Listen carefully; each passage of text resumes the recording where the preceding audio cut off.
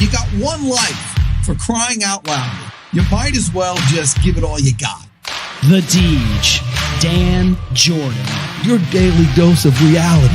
Your daily dose of the Deej. I can't believe I'm saying this, but I need my daily dose of the Deej. I make the news. I don't watch the news. I'm a leader. The Sales Energizer, Dan Jordan.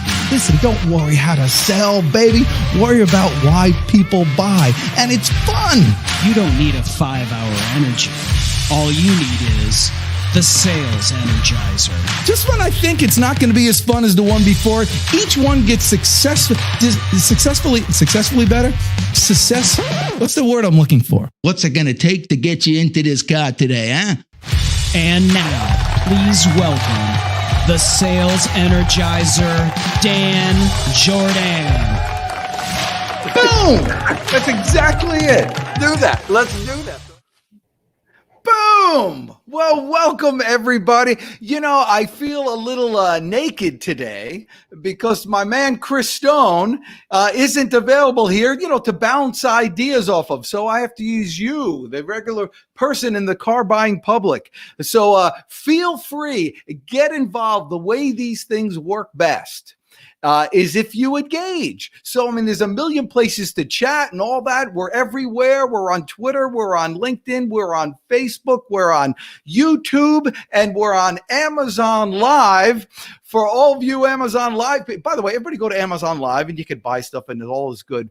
But the idea is, in this world today, there's a million different ways for you to brand and advertise yourself and market yourself to the world, and you can become whoever you want. Just think about that. Imagine if like Benjamin Franklin came back and he looked at you and he said, you mean you can get in front of 100 people without leaving your house? You mean you can get in front of 1,000 people without leaving your house? Oh, and it's free and you're not doing it? Are you out your mind? If you're looking to find a job and you're looking to make your life better and you're looking to increase your income and you're looking to make, take advantage of all the bounty that the world has to give, and you're not at least getting yourself out there properly so people can find you, you're missing out. And that's what we're going to talk about today, because we have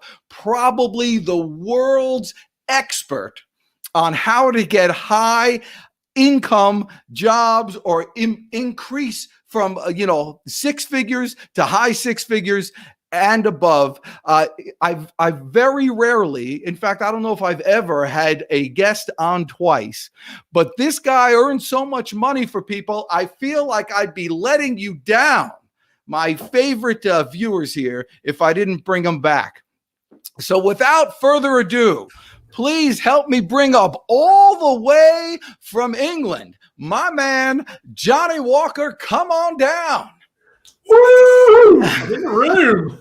Now, was that not the world's best intro? It's the best intro I've had in 2 years of doing this, but then that's why I come on here, right? Well, that's why we have you. So listen, I appreciate you coming. I know you're busy, always helping people get more jobs and playing around here. Yeah. But I noticed that there's liquor behind you. There is. And what's that all about? So, because this is a non-drinking show here. Yeah. And I don't drink that much for a start off, which is ironic considering what's going on behind me. But for a man who's called Johnny Walker, I don't drink whiskey. Okay, made that decision decades ago. But the people I help out are very well-paid people. They tend to be high earners. And so when they say thank you for helping them out, they tend to send me some really classy stuff. And so mostly behind me, you'll see some really expensive claret and a little bit of champagne, because if you're going to help people out, you may as well help people out who can afford to say thank you properly, right? So so that's what all that. That's just basically gifts from people saying thank you. That is dynamite. You know what I learned? And I'm not a big drinker either. I'm just not. But I learned that wine is okay, but it's like much better when you aerate it. Yeah. Like when you do that, because my wife drinks wine, and so we have the wine all over the place. I actually sold a business once for who was an importer, and so we got cases like you, and one of the bottles we got was horrible. I mean, we drank it and it was like, this is horrible. And so we left it out in the glass for a while, and then she drank it like an hour later, and it's her favorite one. Yeah.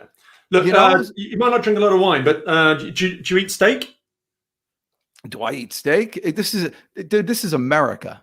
Okay. Do I eat too? What's wrong with you? So you know that when you cook a steak, you don't cook it straight from the fridge. You take it out of the fridge, you put it on the side, and you let it come to temperature so it's a bit softer. Because it's been in the fridge, it's cold, it's tight, and you want it to relax. And then you get it in the pan, then you can cook it. And after you cooked it, it's got a bit tight, you let it rest again before you eat it and let it relax. And it's the same with the wine. It's been cooked up in the bottle. You get it in the glass and let it just chill, get some oxygen in there. The thing becomes a wholly different thing. It's exactly the same with steak. Steak, wine, same things. Just don't cook it. Don't drink it straight from the bottle. Don't eat it straight from the fridge. Just chill. It takes some time. Have some patience. That's right. And by the way, if you're watching on Amazon Live, there's probably, if I know Chris Stone, the world's best producer on the planet, there'll be an aerator in the carousel any minute now. But listen, the way I brought that up, Johnny Walker Red, is because I think people are the same way. People are a lot better than they portray themselves to the world. And, they think why, there's nothing more infuriating than watching somebody that's, dumber than you and, younger than you and less good looking, who's earning twice as much as you. Yep. It's very infuriating. Look, how many of us have had that, the high school reunion, and you're doing pretty well. You've got a good story to tell. You're happy to go. And then there's somebody who did not rate, who quite frankly did not get your grades, did not have your work ethic, still doesn't, and yet they're ahead of you in the career game. Like, how the hell did that happen? Because I'm better than them. But it turns out there's one area in which you're not better than them, and that's promoting yourself, marketing yourself. Yeah.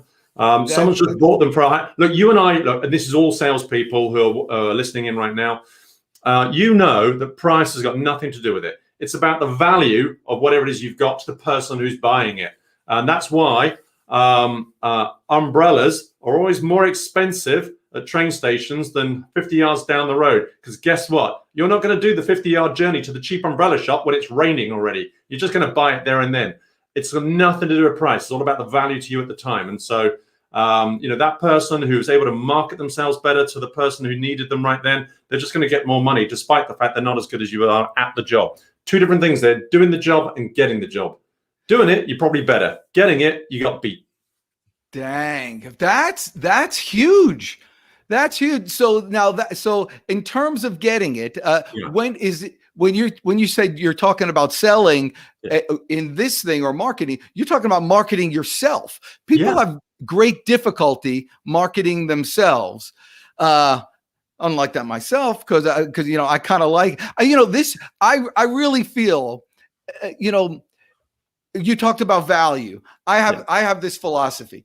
I give value to everyone first. So I give value first with no expectation of it coming back to me from that person that I'm giving it to. Sure.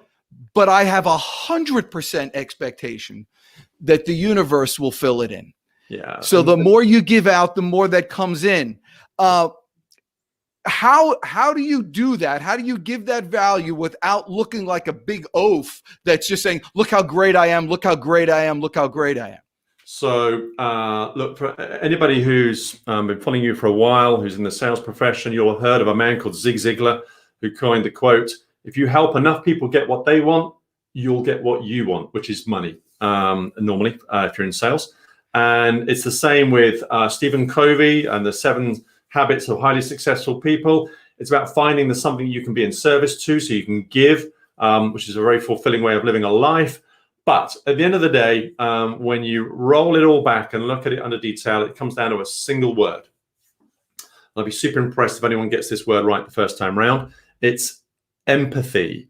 That's very different to sympathy. I'm not talking about tea and biscuits and there. I'm talking about empathy. Empathy is just nothing more than the ability to see through the other person's eyes, see the world through their eyes. If you're a job seeker, look at the world through the hiring manager's eyes.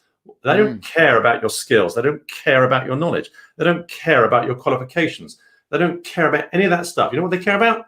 Themselves. They care about their problems. They care about their pain. If you're a solution to that, you win. All right. I want to talk a little bit. Can I get on a roll here? I'm going to hog the show for 5 minutes. It's all yours. By the way, you sound almost as good as me because I have the Samsung Q2U, by the way, which is everybody else. Yes, go right ahead. The show is yours, Johnny Walker Red. I've got the microphone of choice for the blogger, which is the Yeti Blue. I can't get it on the screen, but the Blue Yeti. I love it. It's I don't know where you can get one of those on Amazon, but if you do, all you vloggers out there, I paid less than $100 for mine. Right. There are 3 massive structural shifts in the job-seeking marketplace. If you understand these 3 shifts, which are basically from the hiring manager perspective, then you can own job seeking. You can absolutely dominate your job search. You'll get hired first. You'll get hired for more money. You'll get a job that fits you better, which means you'll be happier doing it. You win, basically, okay? So now, if you are like me, and some of you who can't see me, if you're on Amazon Live, I'm a man of a certain age. Well, I'm 52. But if you're over 40, right, we're the last generation to grow up without the internet, right? We can all tell a tale of when there was no online. Yeah, if we wanted to buy something, we'd have to go down the shops because that's all there was. There was no online alternative. And we didn't have enough information about what we wanted to buy. So we'd have to go inside of the shop and speak to a salesperson. And however benign and professional that process was, it was a sales process. Yeah, we were there talking to them, getting the information that we needed and about whatever it is we wanted to buy. And at the end of that process, they'd try and sell us something, which is kind of what we went in there for anyway. So, no big deal. However, zoom forward to where we are now, 21st century, post-internet era and all that. If you and I, Dan, anybody else listening, if we wanted to browse for things that we don't yet have full information on, we're not quite ready to actually make a purchase. We just want to know some stuff, do some learning. We don't go down to the main street anymore. We don't go to a shopping mall anymore. Yeah, we go straight online, don't we? And that's because all of the information that was previously exclusive to the salesperson who we were dependent on in order to be able to make our decision, that's now been transferred to the internet where we can access it for ourselves. So we don't need a salesperson anymore. And whatever it is you're buying, and it could be anything, TVs, holidays, whatever, all that stuff you want to know. How heavy a TV can I hang on an internal wall? What's the difference between LED and LCD? You don't need to speak to a salesperson about that anymore. You just get that off the internet. For me, when I'm on holiday in the evening, I put the kids to bed. What's the sunny side of the hotel for my evening gin and tonic? That's quite important to me, sundowner. And I can get that from the customer reviews online. I don't need to speak to a travel agent, a travel reputable. So basically, you don't need a salesperson in order to start making your decisions anymore, all right? Now, if you understand that, then you'll understand that the process for transactions nowadays isn't a sales process, all right? It's a buying process, all right? Now, let's apply that to job seeking, all right? And you were talking a second ago about marketing yourself, Dan, and it's this, right? If I'm a hiring manager right now, I'm the one with the need. I'm the one who's going to go and buy something, right? Which is normally a person to go and solve a problem for my business, all right? At the moment, most job seekers are in sales mode. Hi, I'm great. Here's my CV. Hire me. Maybe you've got a recruiter representing you, a sales rep, basically, doing that for you. The hiring manager's not interested in that process. You and me and everybody else, particularly senior people, do not get sold to anymore. There's a couple of exceptions, but mainly you and I just buy. And if you want to know whether that's true or not, just ask Jeff Bezos, all right? The entire Amazon catalog, no one's ever rung you up and said, hey, it's really cool stuff we got here. You should buy it, right? Never get a sales call, do you? Actually, that's not true. By the way, all those books that he was talking about, they're down below on the carousel. So if you're there on Facebook, go to Amazon, go to thepitchman.live and check out the show. But you're absolutely right. By the way, I called Jeff Bezos once. Yeah. Yeah. Cool. They said you can't talk to him. My wife is actually calling me. They said you can't talk to him, but they gave me his email address. You know what his email is? I'm going to say Jeff.Bezos@Amazon.com. Yeah, it's Jeff at Amazon.com. Okay. Yeah. And I sent him an email. Okay, I'm sorry. I took you off a roll there, but you're right. Cool. Bezos has taught you how to buy. Yeah. So if the hiring manager is trying to buy and you're trying to sell it instead, then your process is counter to the hiring manager. You're not making it easy for them, right? Stop hassling them with your emails, right? Saying, I'm great, CV attached, right? Blah, blah, blah. They don't want it. It's just clogging up their inbox with things they didn't ask for and don't want. It's a waste of time. It's a sales process. There is a process at play, but as we've done with TVs and holidays and everything else, it's a buying process, right? So you've got to allow the hiring manager to engage in a buying process. It's what they do for everything else, including you, actually. Yeah. And when you were in work, if you're a job seeker right now, but you think about when you were back in work, if you were senior, you didn't really do sales pitches for people who wanted work. When you chose to buy, you bought, you hired someone, and in between times, you just didn't take any nonsense from people. So you're just making it harder for the hiring manager to hire you if you're in sales mode and they're trying to buy. All right. So allow a buying process to take place. All right. I'll talk about how do you do that? Like, here's it. People. I mean, you're on LinkedIn. You're all these things. How do you explain what you do without selling? Or being icky, like your elevator pitch. Yeah. Okay. Fine. So interesting one. We'll bring in another massive tech company right now, Google. A lovely man there called Laszlo Bock, who's basically their head of HR. He was SVP of People Operations, and he basically wrote a white paper on how well Google were doing hiring, which turned out to be about as badly as everybody else. And he wanted to know why. And so he did what Google do best, and he chopped all the CVs up into their component parts, flung them into a big data hopper, analyzed them, and then, bless him, published the results. And I'm a freak for data, so I ate that for breakfast. Now, I help out job seekers, and he was trying to help out the hiring manager, so we had to reverse engineer all that data. But we came up with this thing. It's a 5P formula. You ready for it? Yeah, I'm ready. 5 Ps. The first P is person. Who's the person you help? Yeah. For me, it's six-figure job seekers. For you, it might be sales professionals. But whoever the person is you help, you have to identify them. Yeah. Then there's the place. Where do they work? All right. So, for example, I worked with a guy who worked in investment banks. So he would say, I helped out this job title at an investment bank. So there's a place there. You can do it by geography. I was just speaking with another network in New York, literally before this show. And one of the guys there helped out the chief marketing officers of sub $500 million businesses in the Midwest. That's his niche. There's no industry vertical there. It's just by place and scale. But however you define where the hiring manager is, you do have to do it. So that's your place. Then you've got your purpose. There are only 3 things businesses do. They help make money, they help control costs, or they mitigate some kind of risk in their business. So there's your purpose. And then there's a quantity of purpose. If you make the revenues go up, the question is going to be, great, how much? If you help costs go down, same thing. So you've got to stick a number on it. And then lastly, it's what do you do? And so for you, let's do a live one right now. Okay, here we go. Right. So what's the outcome of what you do for the people you help? Dan? What do they get? Do they make more money? Well, here's the thing. What we do is I get you more new business inside of 30 days, no contracts, cancel anytime. It's $3,000 a month. Is that something you can afford right now? Fine. Bang. Boom. Bang. So you basically help people generate more revenue, yeah? Yes. Yeah, great. Consistent. And roughly... actually, it's more customers. Getting more customers. And roughly, what's the uptake in customers that they get? Is it 5%, 10%, 150%? I don't really know your market well enough to know what kind of impact you have. Right. Well, it's their goal, whatever their goal is. And so, we'll have them achieve their goals, their monthly goals.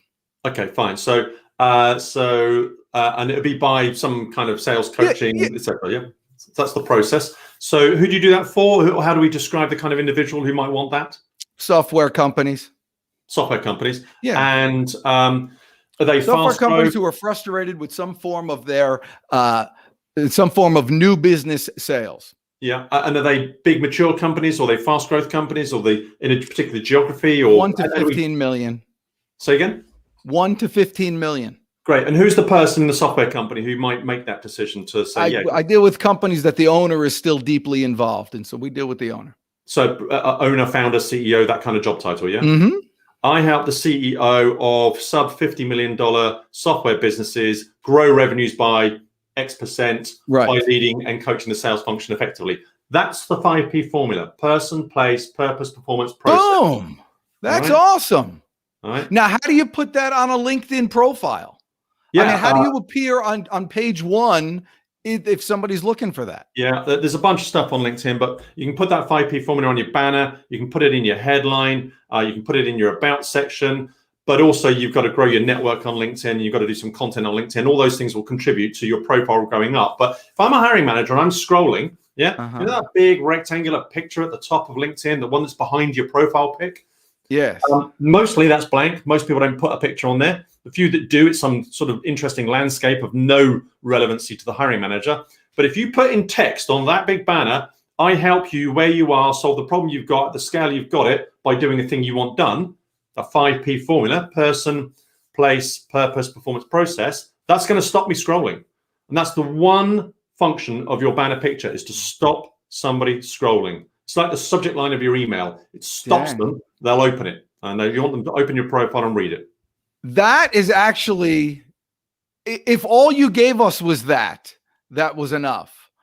I mean, that's exactly right. Somebody you could change. So basically change your banner and put your purpose on there that's findable by people. And there you go. Yeah, you're going to have a bunch of keywords in your profile, but I'm going to see 100 profiles. There's 10 per page on the search results. And I'm not going to read them all in detail. I'm just going to scan them.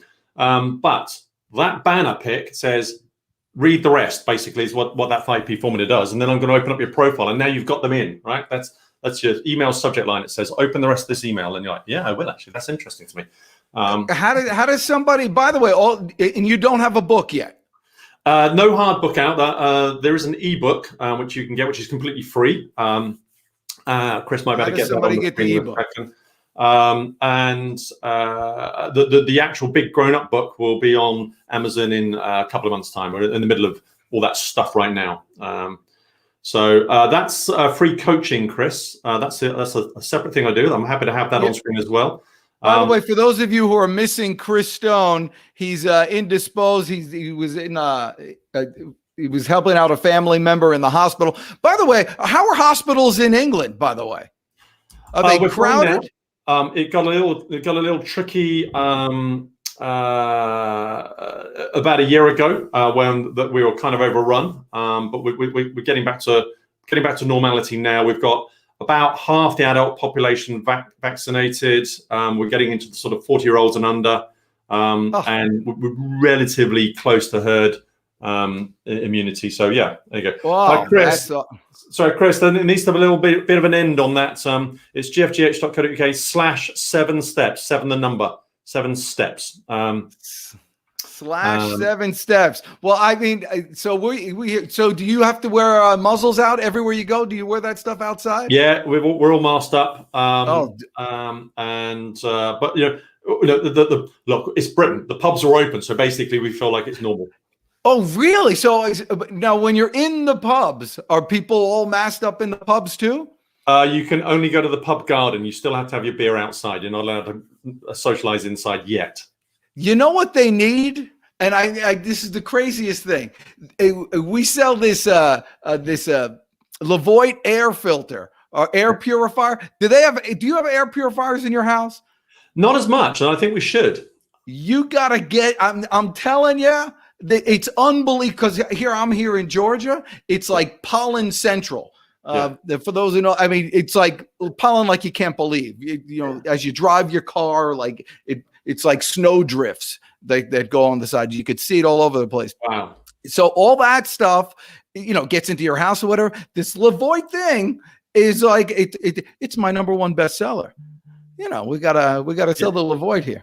Hey, somebody's texting me and all this stuff. Yeah, so here we're, I guess, I actually moved back to my office because they were forcing me to wear, back to my house because they were forcing me to wear the mask in the office, and I just refuse. You know why? Because I'm an ugly American, and I'm just not going to do it. Well, you know, a personal choice everywhere, right? You know, I think that the one thing I've noticed in this pandemic is this. You know, if you're a hiring manager right now, okay, and you advertise a vacancy, you're going to get crushed with applications, right? Because the market is very long on job seekers and short on visible vacancies. So everybody applies. You only do that once, and then you realize that advertising a vacancy is just going to get you an inbox full of applicants which you don't want. You know, 2,000 people. You're never going to read all that, are you? You're not going to triage that. You're not going to shortlist that. So instead of advertising the vacancy, you go looking. All right. And so what you want, if you're a job seeker, is to be really visible, right? Because I can't buy you if I can't see you, right? So you want to be super visible, and you've got to be compelling, because you're not personally going to be present to influence what I think about you. I'm going to be looking on LinkedIn. You're not going to know that. I might be speaking to my network offline. You're not going to know that. I might look at a CV board, depending on how senior you are. So your marketing, your messaging has got to do all the heavy lifting. Otherwise, I'm just not going to read the rest of your stuff. So you've got to be visible and you've got to be compelling. And those two things equal being bought, which is a far superior process for the hiring manager. So there's a little... so how do you do this? So here, that this is a true thing that happens. There's a lot of people that avoid really in the sales world. In the sales world, people will make cold calls, and they'll make a cold call, and they're terrified to make the cold call, but they'll do make the cold call. But the biggest fear is that the person will actually answer, because then they have to talk to them. And so in marketing, it's the same thing. You're going to make it so good that people are going to call and want to interview them, and they're not prepped for the interview. How do you nail the interview that it lives up to your marketing? Well, first of all, I think you just make the whole thing a lot easier, right? Interviews can be a nightmare, particularly if you're selling yourself, because you'll sell yourself into a role that's, it's not a brilliant fit, it's okay. But think about this, and you'll appreciate this, Dan. If you're involved in a transaction, right, there's a salesperson involved as well. If the salesperson thinks that what they've got matches your needs 75% or better, then they'll take a swing at selling it to you, because that's what they do for a living. They're a professional salesperson. That's how they make their money. I got no problem with that. However, if you remove the salesperson from the equation, as is the case online, where the salesperson doesn't even know you exist, all right, and you find that buyers do not get excited by a 75% match. Left to their own devices, they look at that and go, it's kind of what I was after, but it's not exactly what I want. I'll keep looking. Actually, buyers get excited by a 95% match, and that's when you get that little ooh sound. It's like, ooh, that's exactly what I'm looking for. How much is that? And immediately you hear that. That's what's called a buying conversation. And there's a disconnect between those two numbers, isn't there? When salespeople are in charge of the transaction, the match is only 75% good. But when you leave buyers in charge of it, the match is 95% good. Why? Why the difference? And it's really simple. Salespeople are burdened with the responsibility of making money out of the transaction. So, of course, they want to lower the bar as much as possible. I mean, without being ridiculous, if you tried to sell something that was only a 50% match to needs, I think that you just laugh at them. But at a 75% match, customers start to open their wallet, and that's when sales kicks up a gear. But on the buying side, buyers are not trying to make money out of the transaction. Buyers are actually trying to solve a problem. So they want that bar set as high as possible. They're going in the other direction.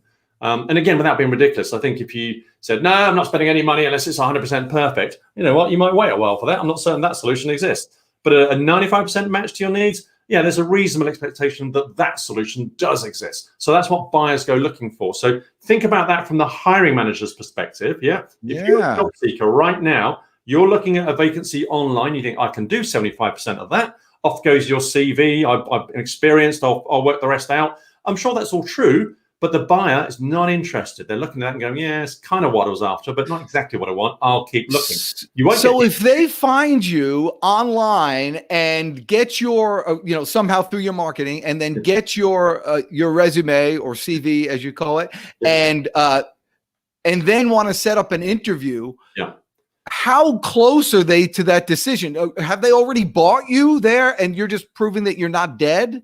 I mean, it's not quite as simple as that, but when the buyer buys, this is the really important part, though. Particularly, I want to impress this on salespeople. When the buyer buys, they are more discerning than when the seller sells. So if you can position yourself to get bought, you're only going to get bought for something that you match, or potentially bought. They'll only drag you in for an interview for something that you're a really close match to. All right, it's much, much easier to do an interview for a job that fits you like a glove than it's one for you kind of pitch yourself out that doesn't really work. So stop selling yourself, because it's going to be a bit trickier at interview time. Get bought instead. The hiring manager is much fussier on your behalf. How lovely is that? Now, interviews. How do you nail those? If they've already seen you online, they're looking at me, they're looking at you right now. We're online. We're very visible.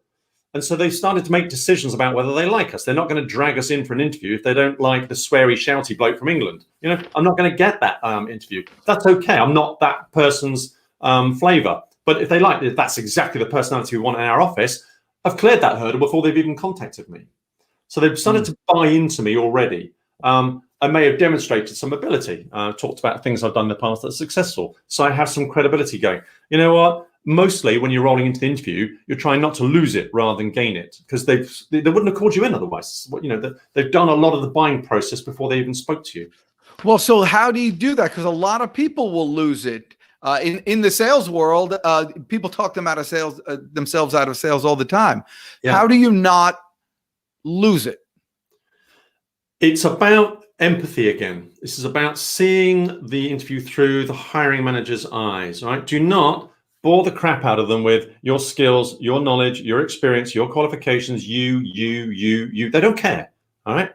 Ask them these questions.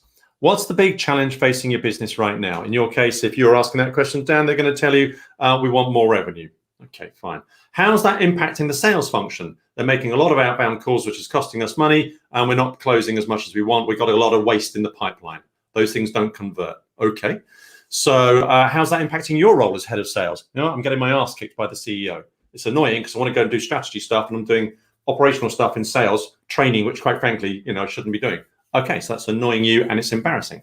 So you've got your problem at company level, you've got your problem at business unit level, and you've got your problem at hiring manager level. Just asking those questions alone is going to make the hiring manager feel better because they feel like you've understood them because you bothered to ask.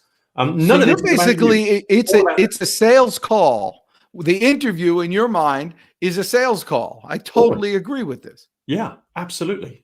What's your problem? How's it hurting you? And then you can get the buyer to paint a picture of what a win would look like. Yeah. So if we're able to solve that problem and make that pain go away, how will we know we've been successful? What does a win look like? It's like, well, revenue should be going back up. I wouldn't be in board meetings explaining why the revenues are not up. And I can go and do cool stuff about strategy rather than being in here in operations. And we'd have less turnover of staff and less cost in sales. It'd be wonderful. Get them to paint their own picture of nirvana. That's the easiest dream to buy into, is your own, right? Get the buyer, the hiring manager, paint a picture of what a win would like if they hired you.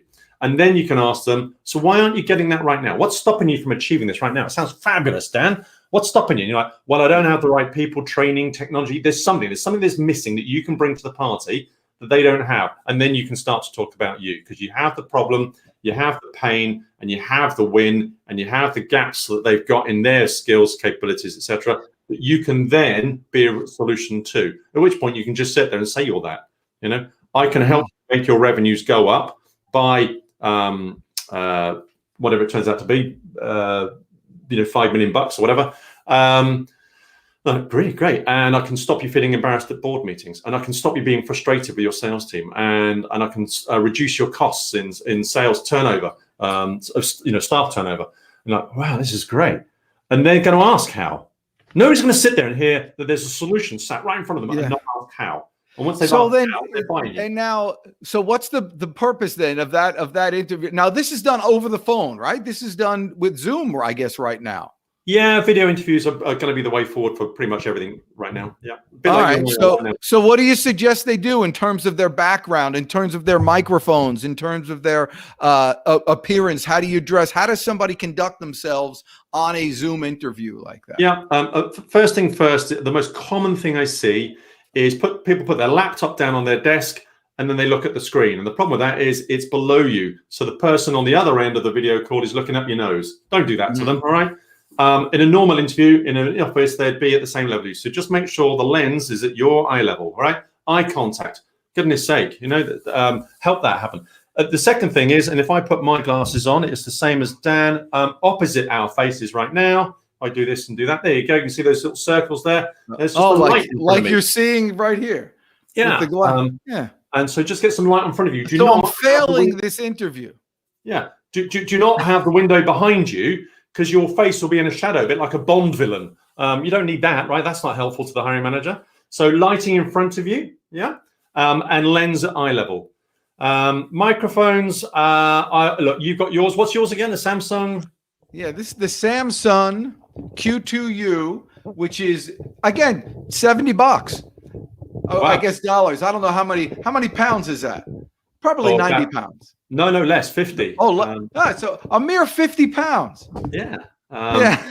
Yeah, I mean, look, that ring light that's in front of me, which is about 6 foot tall, and it's got its own stand, a bit like a photographer's pole on it. That was Amazon. That was, I don't know, about 25 quid or something. It's just, I mean, it's 25 quid. What is a quid? A pound. A quid is a pound. Why don't they say? So when do you say pound and when do you say quid? It depends on how well you were brought up. Oh, really? Well, when do you say buck and when do you say dollar? It's slang. Okay, all right, cool. So, but I won't be mocked if I say quid. Oh no, it's common. It's like saying buck. It's okay. widespread. Yeah. Okay, cool. I like that. I watch all British shows. I like the British baking show. Is that big over there, or is it just big here now? No, the Great British Bake Off. We're in the tent. Yeah, the Great British Bake. I love it. Listen, when it started, we all sat there and went, who's going to watch 8 amateur cooks bake sponge? This is the dullest show in the world. Yes. And then here we are, like 8 seasons later, like, oh my God, if kid takes that out too soon, it's going to sink. What's he fucking doing? Yeah. I know. We're all just addicted to, It's always raining. It's always raining on that tent. I feel so bad for these people. They're trying to make, like a mousse or something, and it's so humid there. It's impossible. Yeah, but, that all makes it interesting, doesn't it? Yes. British baking show. Yeah, but all right. But you deal with big money people.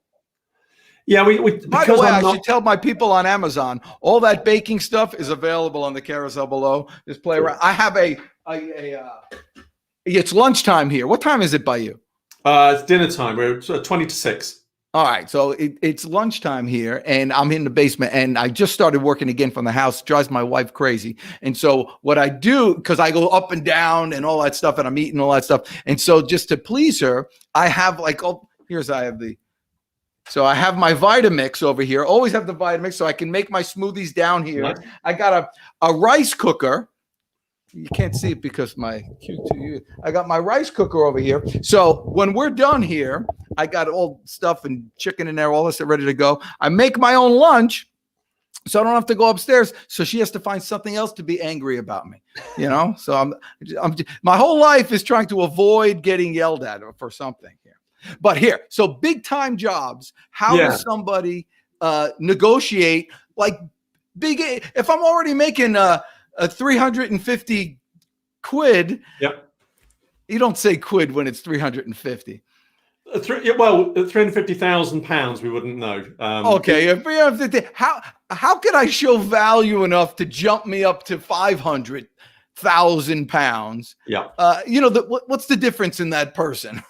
There's no difference in the person. There's just a difference in the packaging. All right, because you can't be a different person. You are who you are. You've done what you've done. Your record is your record. You can't, unless you lie, which I do not think is a clever idea. Then you are what you are. So the question then is not about who you are, but who's the other person. Are you at 350,000 pounds speaking to someone who doesn't value as highly as someone who'd pay you 500,000 pounds for doing exactly the same thing, but for them? Yeah. So, for example. I helped a lady out who was on exactly that money. She worked for the equivalent of Fortune 500. We call it the FTSE over here, FTSE 250, but really massive blue chip company. And she was there for several years, making vast amounts of money, helping them generate billions of pounds. Great. But then what she did was she moved down the Fortune 500, towards the bottom of the Fortune 500, where her contribution is considerably more valuable. For them than it is to someone at the top of the Fortune 500, and they were more than happy to have the $1 billion wins, the £1 billion wins for 500,000 than 350,000. They didn't break stride paying her because it was just way more valuable to them. It's always about the buyer. All right, the umbrella what do you call it? The underground, the subway. The umbrellas in subways aren't different umbrellas to the ones 50 yards down the street. But it's raining right now. You'll pay more money. It's not the umbrella that changed. It's the buyer. What do you call the subway? The underground. Oh, you call it the underground. Okay. Yeah, or the tube. And the tube, all right. And the trunk is a boot. Yes. And the bathroom is a loo. That's a tricky one there. Really? If it's just the loo, then it's a toilet. bathrooms have also got the showers and the baths and everything else. Oh, I see. That's right. So you're like in France, it's a toilette, just going to the toilet. Okay, Yeah. got it. Okay, so it's a loo and a toilet. So by the way, I'm learning all this stuff because you know that Harry Potter gal. Yeah. She wrote a series of these detective novels under a pseudonym.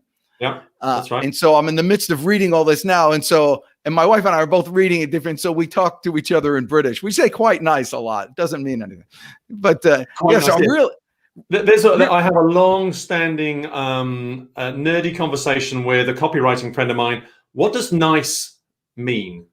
And actually, it turns out it doesn't mean anything at all. It's one of those rare words that doesn't actually have its own meaning. It's just a euphemism for something else. Context. So no wonder English is such a nightmarish language to learn. It means nothing, which is always fun. But yeah. So by the way, books are big. All those books, all those people that you were talking about. Are you a reader, by the way? Oh, huge. Before I moved all the space for the wine behind me, that was just full of books. Ah, okay. But here we go. I'll tell you. Here we go. Right. This, my latest Amazon purchase. Oh, I think I have. What, is that Chet Holmes? Yeah. I think I have that over here. Yeah, I have one in my bookcase right here. Here's my. And because we're about to hit a high scale market, and I need some of Chet's teachings on this are amazing. He's a monster, and he was with Tony Robbins for a while. And how we got Tony Robbins, I'm putting my thing here. How we got Tony Robbins was as a client was the same way that he teaches in that book, the machine, by sending those things. Yeah, so, I mean, look, if you're out there in B2B corporate sales and you want to know how to do that at scale, there's some brilliant texting there. That book, The Ultimate Sales Machine, all right, by an author called Chet Holmes, Holmes. But The Ultimate Sales Machine, that has got some major value in it for me. I read a lot of sales books just to find out why it is everyone thinks sales is a good idea when I think marketing is a great idea. But some sales books, they're just full of nonsense. That one, magical. Well, I think you hit the nail on the head. I heard what you said before about it. It's always the buyer. It's always the buyer. So you always just got to think in terms of the buyer. And it's so difficult because we're just trained to think about ourselves all the time. We just do. You wake up in the morning, you think about yourself. I got to brush my teeth. I got to go to the bathroom. I got to go to the loo. You do all that stuff. And it's like almost in between, I do a lot of cold calling. I just like cold calling. I like cold pizza. I like cold toilet seats. I like everything cold. I just like cold. I actually took a cold shower this morning. Have you ever done that? Yeah. Hold on. Here we go. Oh my gosh. It's unbelievable.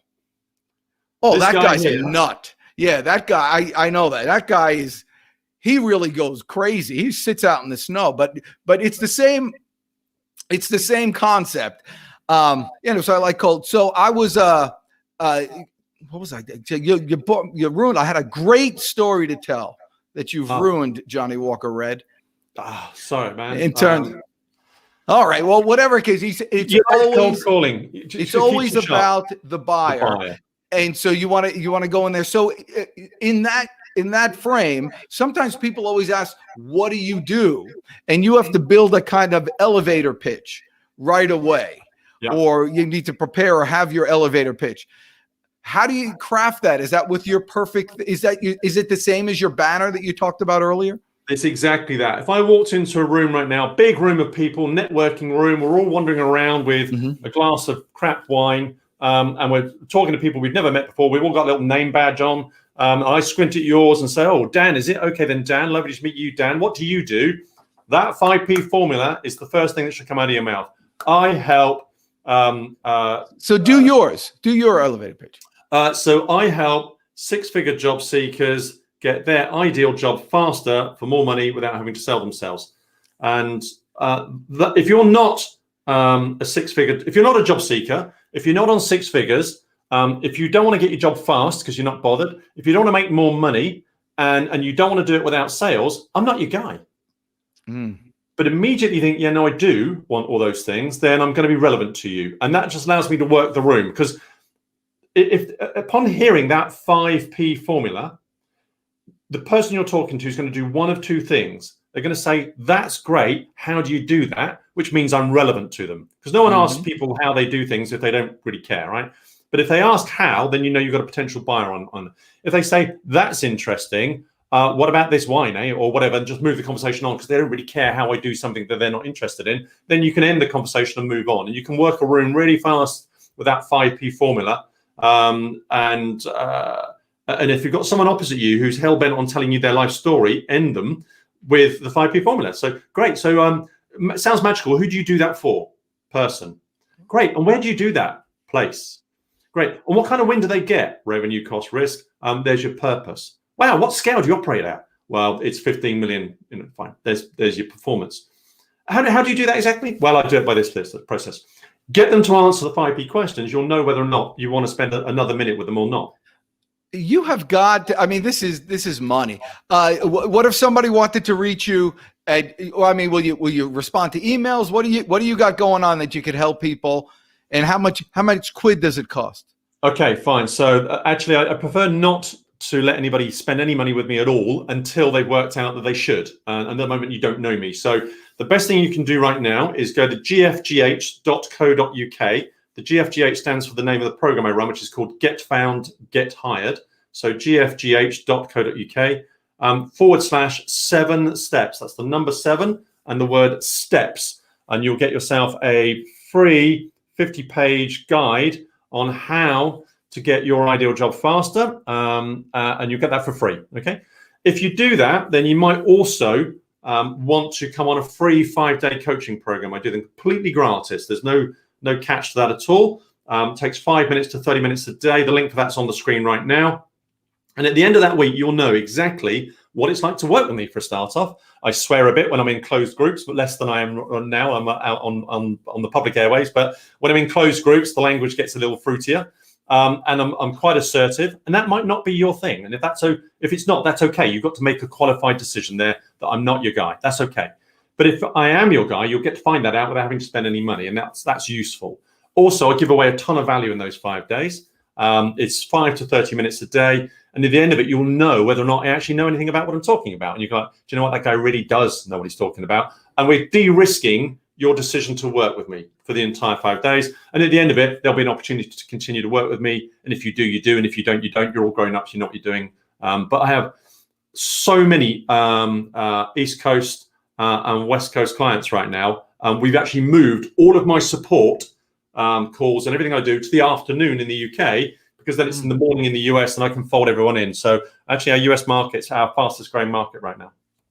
That is just, there was so much sales mastery in what you just said. And if anybody's watching, I mean, that was all that's an interview. That's basically what you're on. You're on the interview explaining the results that the customer is going to get if they play around me and just pushing them away. If you don't like me, that's fine. You're not going to hurt my feelings. And, taking away all the barriers in between. That was magical. In every one of these things, I learned something from people. And I'll tell you what I learned from you. Sympathy is not the same thing as empathy. No. You can't feel bad enough for somebody to make them happy.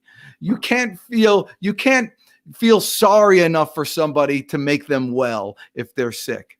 But empathy puts yourself in their position, and then it gives you the opportunity to come up with solutions. That's money. Love it. And then it's always the buyer. Always. People hate to be sold, but they love to buy. Love to. They hate to be sold, but they love to buy. Well, if you can leave us with any parting wisdom for all you people out there, by the way, on Amazon, all those books are available down below. Make sure you check them out. Microphones and all that stuff to make yourself look better and feel better and sound better on your interviews. Make sure you check that out. And anything else, play around, get yourself a Vitamix. What the heck do I care? All right. So leave us with some parting wisdom. If you want to be paid more money, find a buyer that values you more than your current firm, and they'll just pay it. You won't even have to ask for it. I had a guy who'd been out of work for a year and he'd applied for 100 jobs, didn't get a single one of them, over 100, 112, I think.